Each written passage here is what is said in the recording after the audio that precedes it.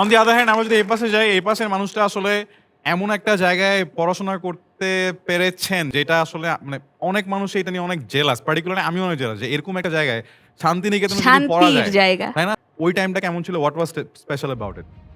It was really special and it was different. আমি ছোটোবেলা থেকে যেভাবে শাস্ত্রীয় সঙ্গীত শিখে বড় হয়েছি, আমি ছোটোবেলাতে কিন্তু রবীন্দ্রসঙ্গীত অতটা বেশি গাইতাম না।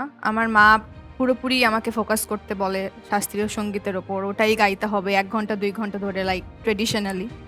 সো আমার বাবা ইজ আ লয়ার, সো আমার মা চেয়েছিল যে গান বাজনা করে যাও, but lawyer, I think you should also be lawyer. But আমার বাবা বলল যে ঠিক আছে, আমি তো আছি, আমি তো অলরেডি একটা লয়ার, সো আই থিঙ্ক তোমার মিউজিক নিয়ে বাকিটা ভাবা উচিত, পড়াশোনা করা উচিত। তখন আমি আসলে ইউনিভার্সিটিতে যখন ঢুকছি তখন আমি বিশ্বভারতীতেও একটা চান্স নেই, ওখানে অডিশন দিই। সো সারপ্রাইজিংলি আমি ওখানে, আই ডোন্ট নো, আমি সেকেন্ড হলাম কিভাবে আমি জানি না। শান্তিনিকেতন এমন একটা জায়গা, ওখানকার ল্যান্ডস্কেপ থেকে শুরু করে ওখানকার পড়াশোনার যে ধারা, এইগুলোতে মানে এটা কিন্তু ইটসেলফ ইজ আ জার্নি।